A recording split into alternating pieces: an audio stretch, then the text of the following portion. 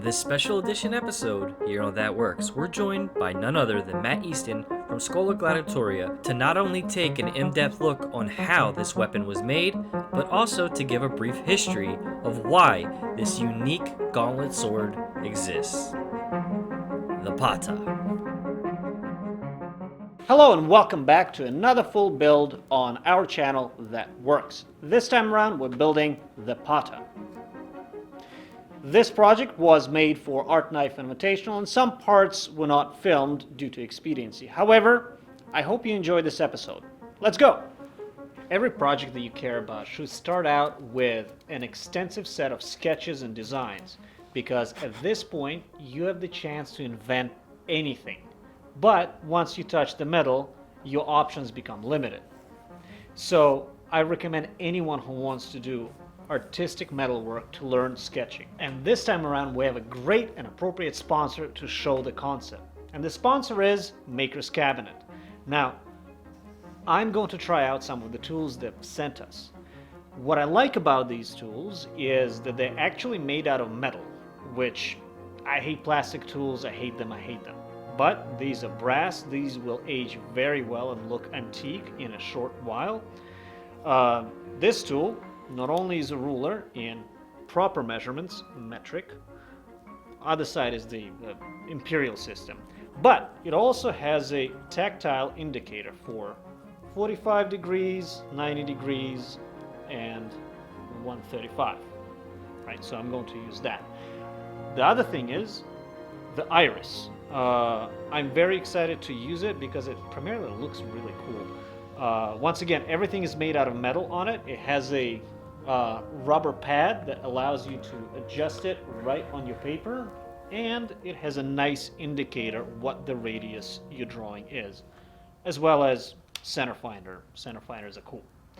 And this tool I will probably use much more off camera than on camera, and this allows you to carefully plane the geometry of your pencil or charcoal pencil. And if you're a sketch artist or a painter, you know how important that geometry is.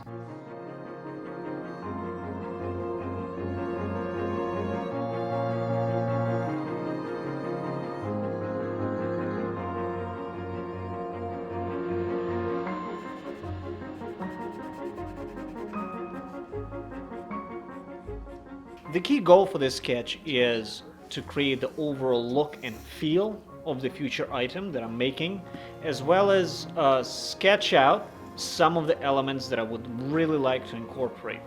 For example, the flaming eye, the panther head on the Pata, as well as how my gem settings will look in the final project.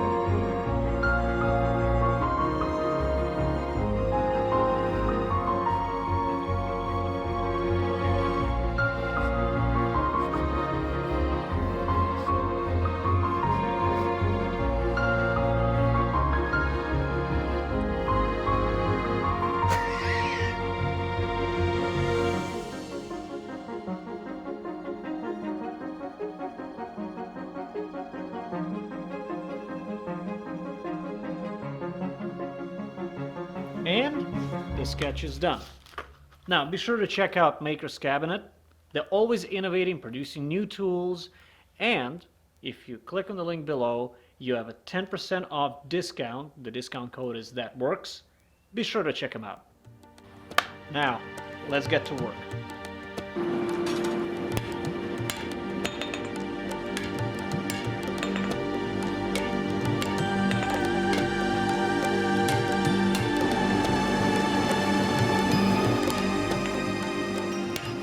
In order to make the Damascus pattern look nice, I have to do what is known as a fish mouth.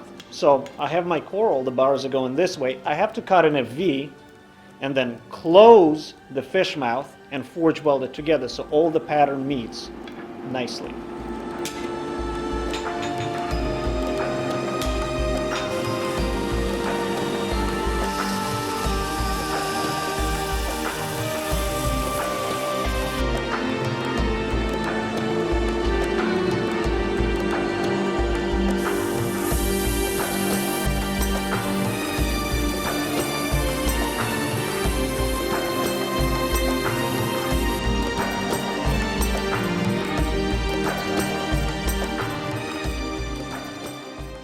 We're starting this project after the basic Damascus and the core are already forge welded together, and right now I'm bending the outside wrap and forge welding it around that core.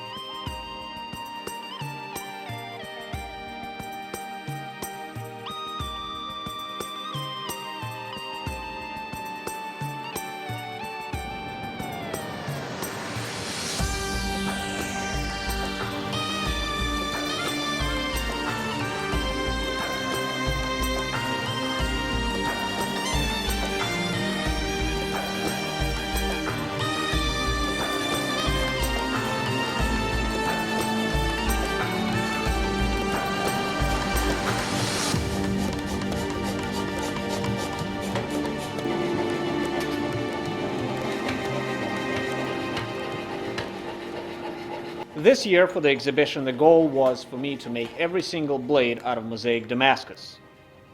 In a later video, we will cover in a greater detail the theory behind Mosaic Damascus. For the pata, I choose the twisted version of Mosaic Damascus, the general principle of which is similar to a spring. You imagine you have a Mosaic Damascus billet where all your pattern goes this way, but as you're twisting it, the outside layers start looking like this. So, once you assemble your piece and start grinding it, imagine taking a thin slice where only the middle remains as your project. And when you turn it this way, which is the part that you will actually see, the slice will expose the pattern fully on the edges, but barely in the middle. And that's the general principle behind twisted Mosaic Damascus. It is a very old technique and reaches its zenith in the 19th century Germany, Solingen, in barrel and blade making.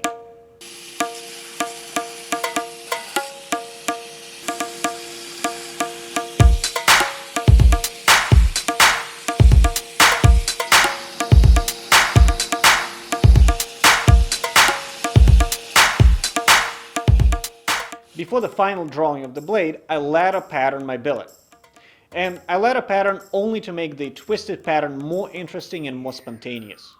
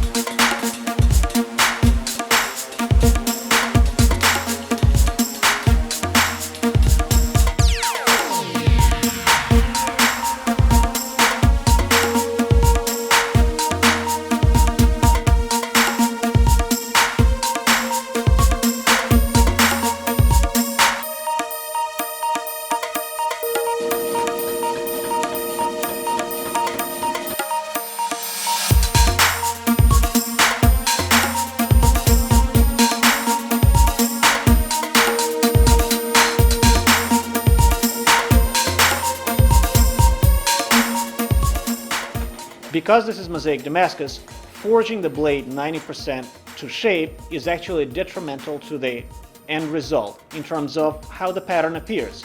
So you will see me just forging a rough contour of what the blade will look like and then the rest of it will be simply grinding. Now, I'm not an expert in Indian arms and armor, so I'm going to hand over part of the talking points to Matt Easton from scholagladiatoria. Hi there folks, I'm Matt Easton of the YouTube channel scholagladiatoria, also a HEMA club teaching people how to use weapons, but additionally I also run Eastern Antique Arms, so I am an antique weapons dealer. And so here today I'm going to be talking about the Indian putter. Now the putter is an incredibly iconic and distinctive weapon, obviously from India, most famously used by the Marathas. Now one of the things which is most key about the design of this weapon is the crossbar grip here. So you actually, it's sometimes known as a gauntlet sword, so you actually insert your hand inside the hilt. If we just demonstrate here, this is an original antique example, by the way, from the 18th and 19th century. I'll talk a little bit more about this example in a second, and you'll notice there's a bit of a squeeze, but it has to be tight for this to function well, for this to work well. This has to be a tight fit. Okay, so you'll notice once it's onto my hand, the back and outside edges of my hand are fully encased in steel. My thumb is sticking out a bit at the side, I suppose you could criticize that, but it is an incredibly secure grip, but also extremely restrictive.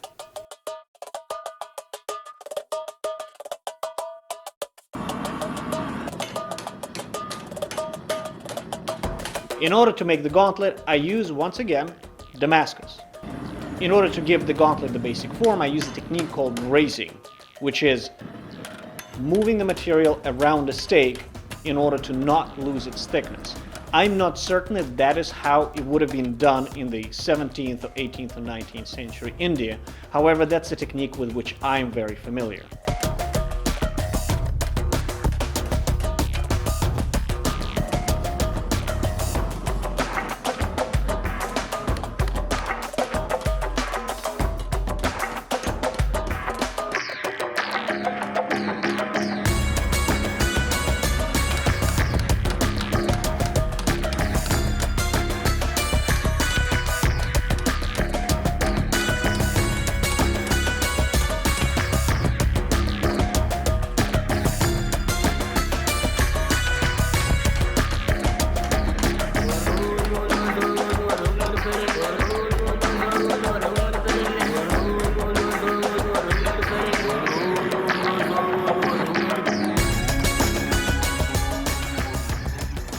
To anyone that's familiar with armor making, they know the effect that for 80% of your time, your project looks like crap until you start polishing and assembling it.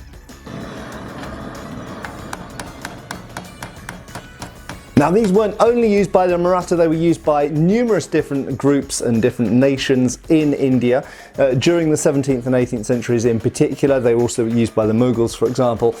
And what's interesting about these is you might think from the design that this is a thrusting weapon because you lock your hand into position there, but all of the records that we have actually suggest quite to the contrary. These are primarily a cutting sword used both on foot and on horseback, so sometimes cavalry, sometimes infantry, and we've got records of famous Indian heroes using these both on horseback and on foot.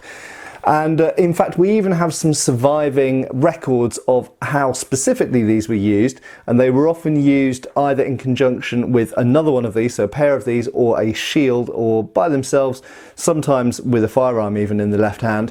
And they were used in a sort of wheeling windmill-like motion, quite spectacular to look at, so much so that they actually made demonstrations of skill with these weapons, practiced until relatively recent times in India, whereby usually a fruit, usually a lemon, would be placed underneath someone's foot or in other locations, and the person whirling with one of these would actually slice through the lemon without injuring the person's foot.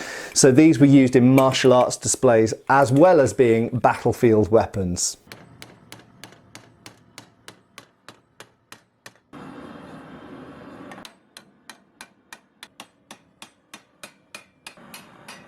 Even while I'm rough raising the form, I'm already adding this little riser that falls where the wrist bone is. That is a feature that's present in almost all Pata gauntlets. In fact, sometimes with a cheaper version it's quite rudimentary, but with more ornate and quite frankly earlier and real versions, that piece seems to be much more important. And it's present even in European arms and armor. If anybody remembers Gothic gauntlets, even later gauntlets, that piece is key. Because otherwise, if you don't add it, you will constantly have a problem with this bone right here. And since the pate is a very restrictive weapon on your wrist, not having it there makes the item virtually useless. My pate form starts out almost identical to the one you see Matt Easton holding, and his is an antique. Now, quite a few pate have images of either a feline animal or a mythical beast, out of which, as the tongue, the blade comes out. Those usually employ a very sophisticated set of references from Indian divine iconography, and I'm not an expert in that specific set of religious symbolism, so I'm foregoing them altogether and employing a much more Europeanized iconography from Poland and the Czech Republic.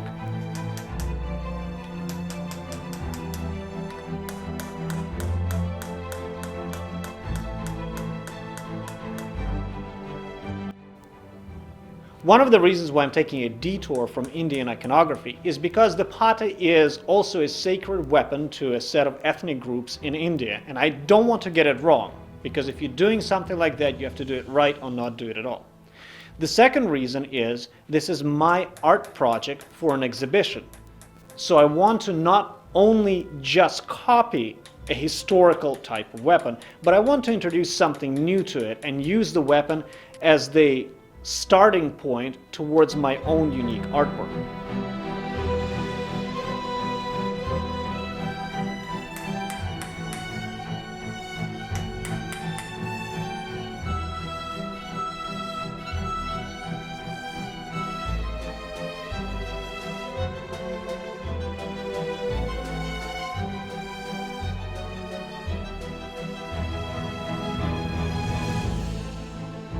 To create and give details to the panther face, I set my piece in a piece of hard plasticine that works almost identical to pitch.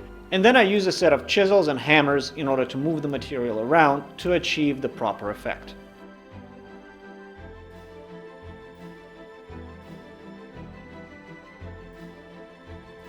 This technique is called chasing and repoussé.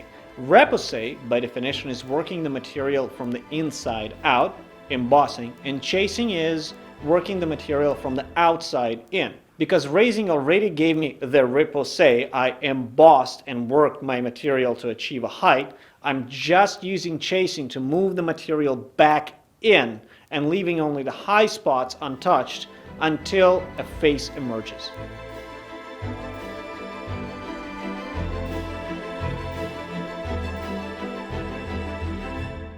This antique example, like many examples in museums, so you'll find examples of pate in many of the world's most famous museums, actually often has a European blade on it. This is a European blade. You'll notice it is from a broadsword of the 17th or 18th centuries. And we know from records in Lucknow, for example, that in the 17th century, thousands and thousands of European sword blades were imported into India. Not to say that India didn't have fantastic sword blades of its own. It absolutely did have great quality, including Wootz steel blades.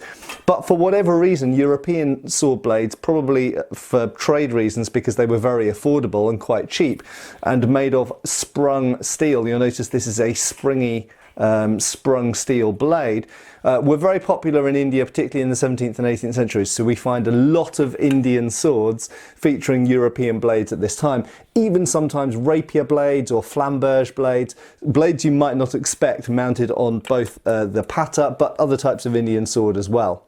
In researching Indian steel, I've read several accounts and papers that make an argument that Indian steel was better than European steel in the 17th, 18th and 19th centuries.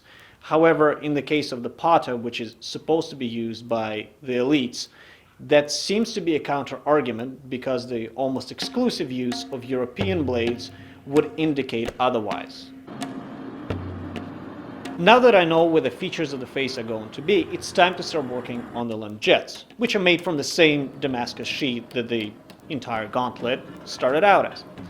The bottom jaw on pata is almost always, from what I've seen, a separate piece that creates the lungette and the jaw itself and completes the work.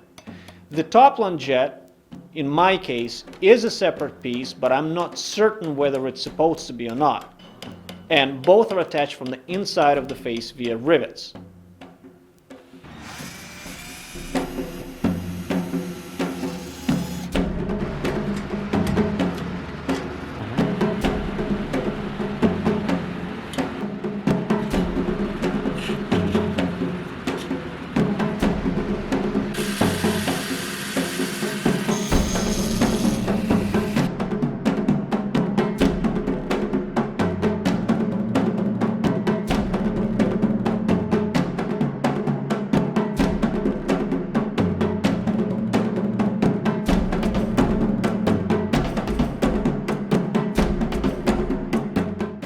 Once the lungettes are fully formed, I start piercing them.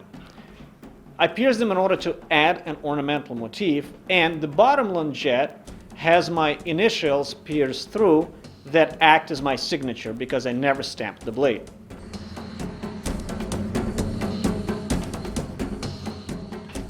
You might notice that the blade right now is completely unground and unheat treated. I have to avoid touching anything about the blade until I form the gauntlet, and the reason is the lungettes have to be perfectly sized to the thickness of the ricasso on my future project. So the blade is not heat treated so that I can drill holes in it properly in order to affix it and do a test assembly of the entire piece before I even heat treat it.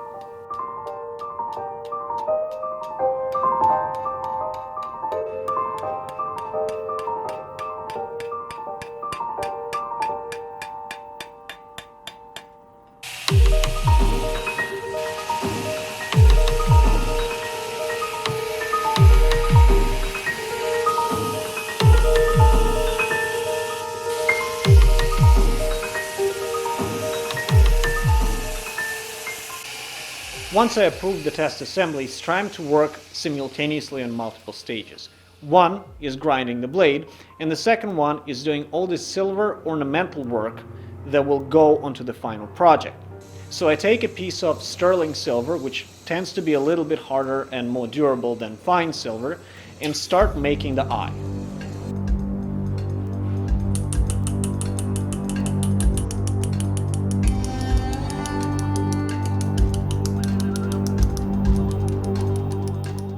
The flaming disembodied eye has tremendous religious significance in both the West and as well as India. In India and Indo-Persia, the third eye has a spiritual significance of wisdom, and we all have seen the eye on top of the pyramid, the Eye of Horus, gazing on the world below.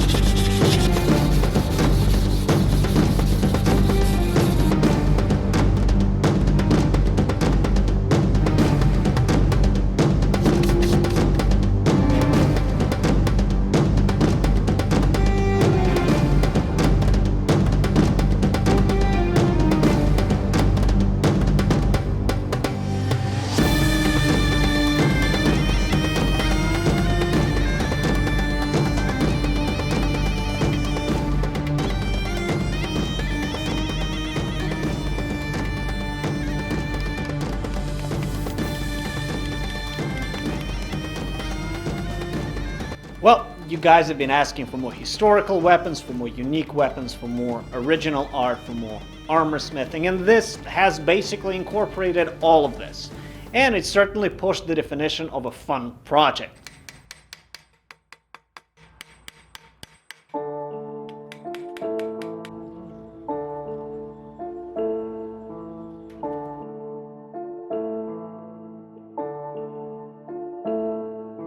With all the pieces existing, it's now time to rivet it together.